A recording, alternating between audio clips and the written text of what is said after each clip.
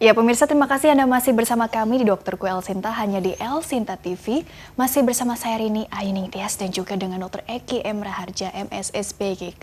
Beliau adalah dokter spesialis gizi klinik di Rumah Sakit Royal Taruma untuk hari ini khusus membahas mengenai nutrisi pada diabetisi. Dan bagi Anda yang ingin bertanya langsung ke Dr. Eki, silakan mulai dibuka di 021 2520 666. Baiklah Dr. Eki, dilanjutkan kembali mengenai bahwa tadi mungkin perlu ditekankan begitu ya untuk khususnya para penyandang diabetes dan juga mungkin punya faktor resiko mungkin yang ada riwayat keluarganya ada diabetes, jadi kan perlu lebih meningkatkan awareness-nya dok. Ya, ini mengenai bahwa tadi kan dampak gitu ya dok ya. Jadi sebenarnya dampaknya ini loh gitu yang perlu diperhatikan sehingga mungkin juga nanti nutrisinya sendiri seperti apa yang perlu diperhatikan. Jadi mungkin dokter perlu diperjelas lagi nih tadi menyambung gitu ya pembahasan sebelumnya, silakan.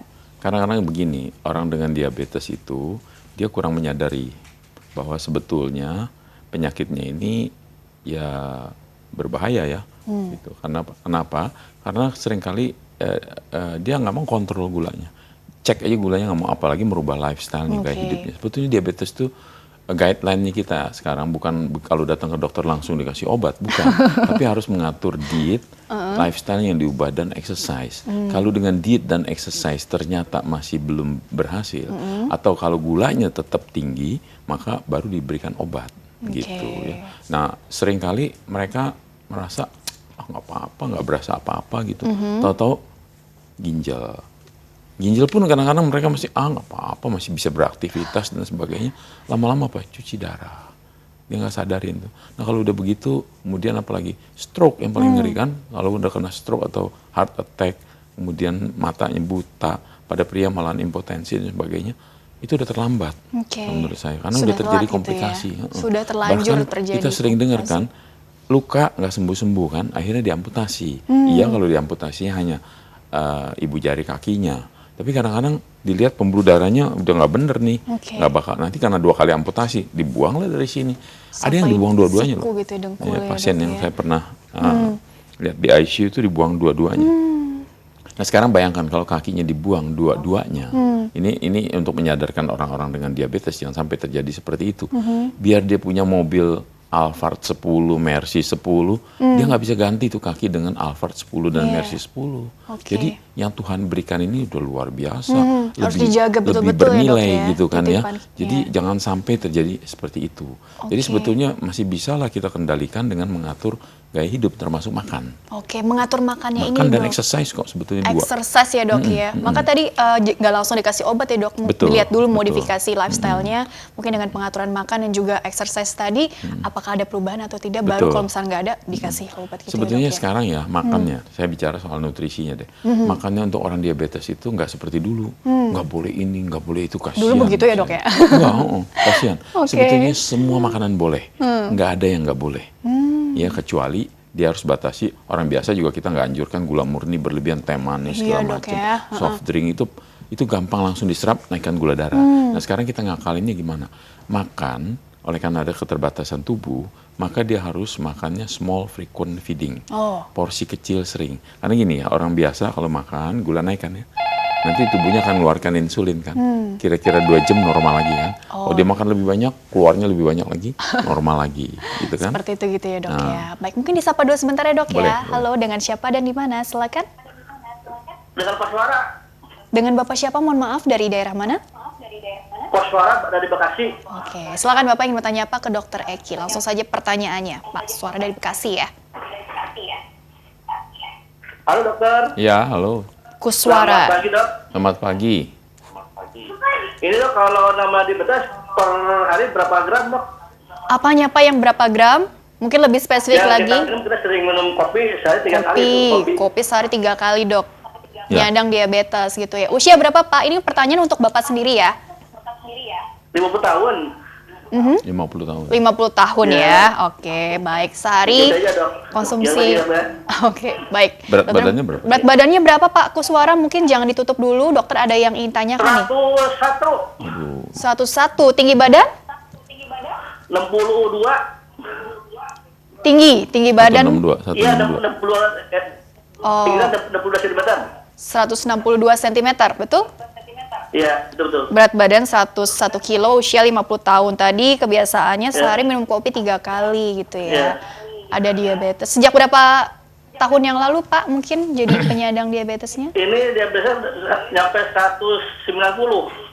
190. Kalau sudah berapa lamanya diabetesnya? Baru ketua baru 2 tahun ini. 2 tahun ini gitu ya. Dokter, ada lagi yang ingin tanyakan kepada Bapak Kuswara untuk lebih detailnya lagi nih seputar riwayat kesehatannya? Enggak sih, enggak. Mungkin bisa langsung tanggapannya nih dokter, silakan. Iya. Kalau kondisinya seperti ini, tadi kan pertanyaannya kan tadi, Ya, ini kopi tadi dibilang sehari 3 kali. baru 2 tahun kan? 2 tahun Itu kan belakangan ini. ketahuannya ya Pak. Biasanya diabetes tuh ketahuan, sekarang diabetes sebetulnya prosesnya udah 12-13 tahun yang lalu. Iya. Itu yang namanya ada namanya impaired glucose tolerance. Jadi gangguan toleransi gula darah. Itu udah lama tuh. Jadi sebetulnya cuman belum bermanifest sebagai diabetes gitu kan. Jadi kalau di total udah lama ya kan, proses itu berjalan, dan itu yang tadi saya bilang dampaknya itu sudah ada pasti ya kan. Nah sekarang oke lah, setelah 2 tahun ini ketahuan diabetes, tapi kalau saya dengar beratnya 101 kilo, nggak ada lain jalan Pak Kuswara ya namanya. Pak Kuswara ini harus Kuswara dari Bekasi. mencoba membuang lemak yang kelebihan di perut. Kenapa?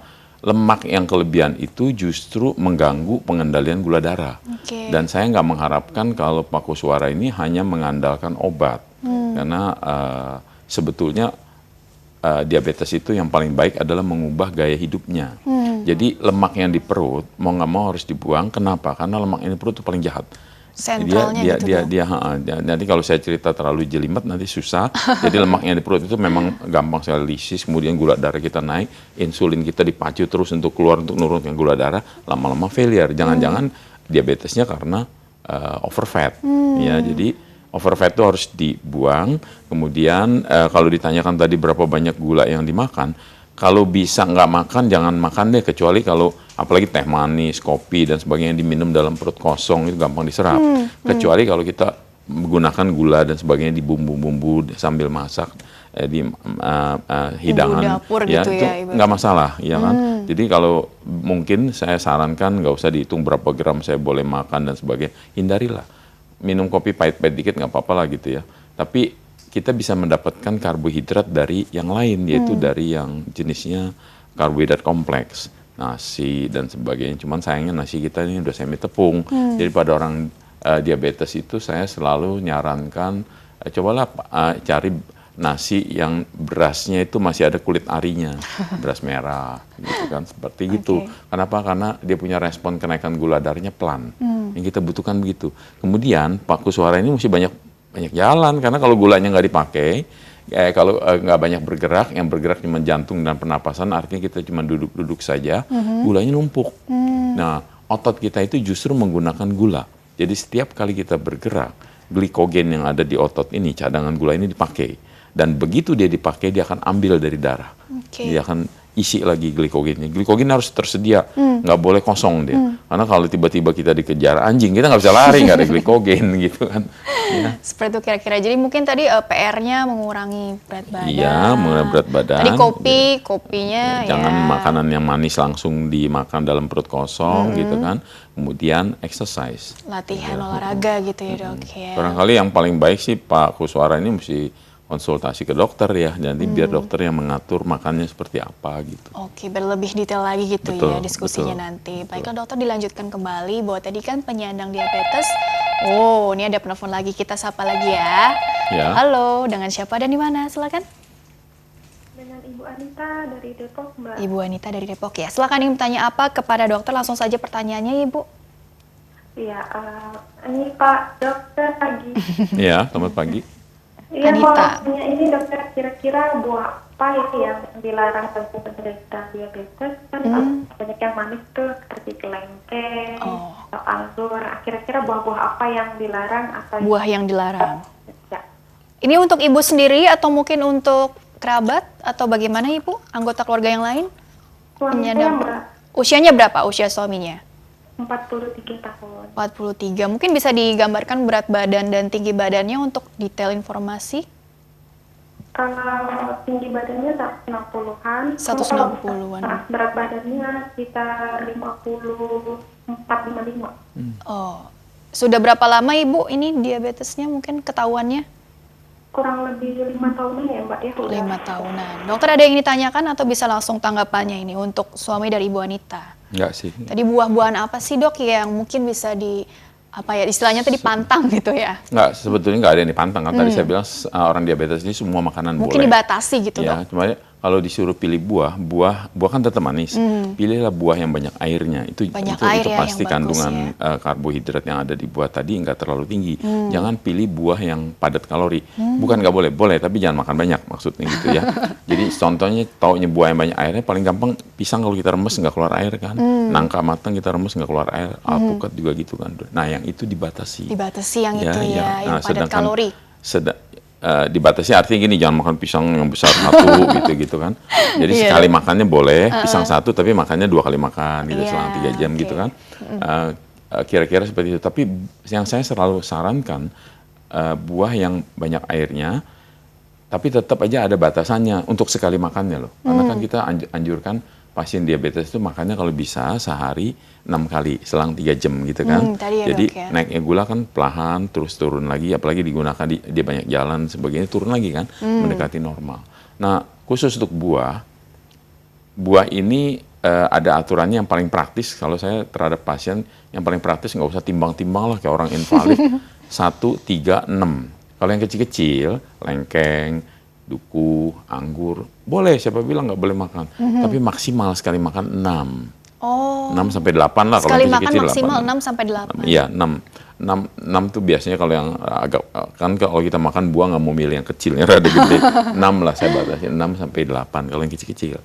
Anggur, duku, lengkeng, seperti gitu. Kalau yang rada besar, rambutan kan lagi musim nih. 3 lah sekali makan, maksimal 4. Jadi jangan banyak-banyak ya Dok, langsung Betul. seplastik misalnya. Kalau yang lain seperti apel, jeruk, satu, apel ukuran apel si mana lagi gitu satu. Tapi kalau apel Fuji jangan makan satu, bagi-bagi. Gitu. Dibagi-bagi ya Dok ya. Bagi 4 atau bagi. Terselang berapa jam lagi baru boleh makan lagi. Kalau dia lagi. pasien saya ada yang makan duku sekilo gulanya naik. Boleh nggak dia makan sekilo? Boleh. Tapi makannya harus karena 6 sampai 8, 6 sampai 8. 6 kali jadi makan seperti bertahap sekilo gitu ya Dok juga. ya? Iya dicicil. Dicicil Kan sekarang lagi zaman gitu nyicil. Ya? Jadi makanannya orang diabetesnya nyicil lah gitu. Ya, supaya dicicil ya. Kayak saya suruh ngangkat karung beras 100 kilo berisi beras, saya nggak kuat. Saya angkat 10 kali boleh kan gitu kan.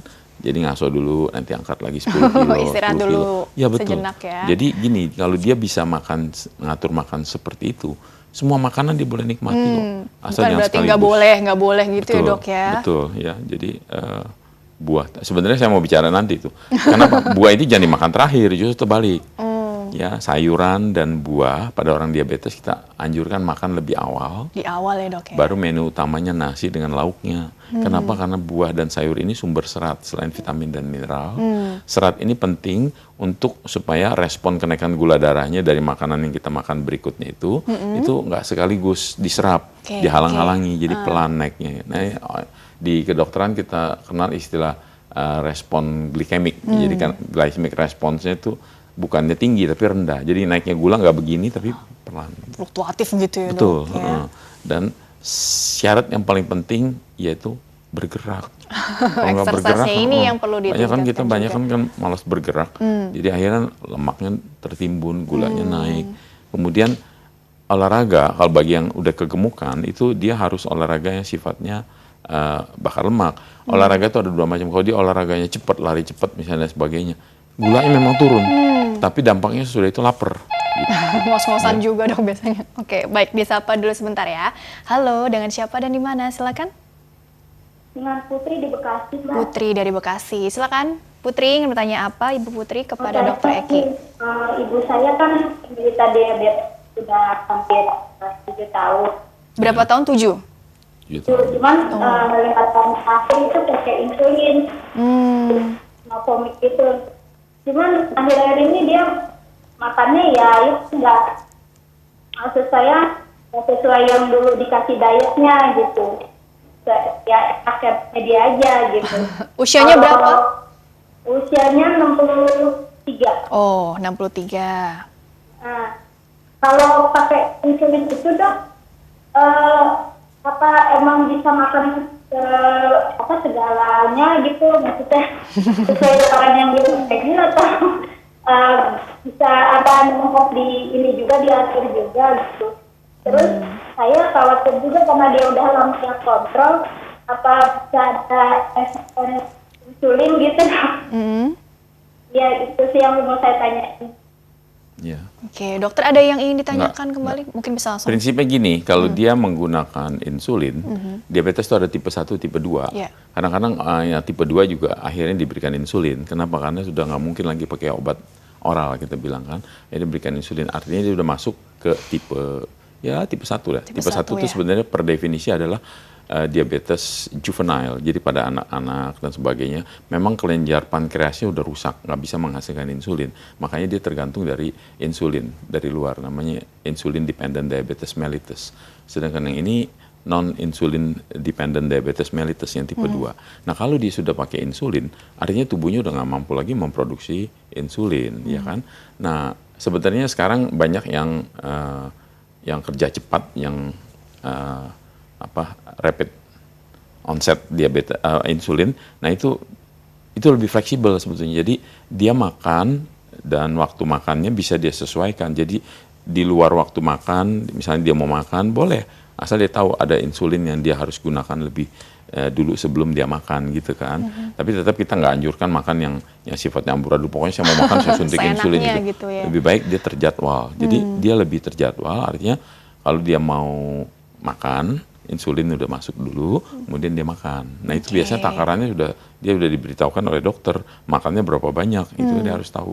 Nah yang paling penting ialah jangan sampai nggak makan. Kalau dia udah suntik insulin, kemudian dia lupa makan, itu bahaya, hipoglikemi. Nah kalau itu terjadi hipoglikemi, otak kita ini dari menit ke menit butuh gula. Kalau terjadi hipoglikemi, rusak otaknya. Tanda-tandanya sebetulnya masyarakat udah dijelaskan, yaitu ada blurred vision, keringat dingin, gemeter dan sebagainya. Itu tanda-tanda hipo. Jadi pada orang-orang yang menggunakan insulin, karena insulin yang sifatnya manual diberikan dari luar, itu dia kerja. Tapi insulin kita sendiri menghasilkan insulin, itu sifatnya bukan manual, tapi otomatis kalau kayak mobil gitu ya kira-kira ya. Jadi kalau kita makan, insulin keluar gitu kan. Kalau ini insulin udah masuk, insulin kerja, dia nggak makan, nah itu bahaya. Itu yang bahaya seperti itu. Betul, ya. iya. Baik, dokter kita jeda dulu sebentar, lalu kita lanjutkan kembali setelah jeda ya. Dan pemirsa jangan kemana-mana, tetaplah bersama kami. Kami akan kembali sesaat lagi.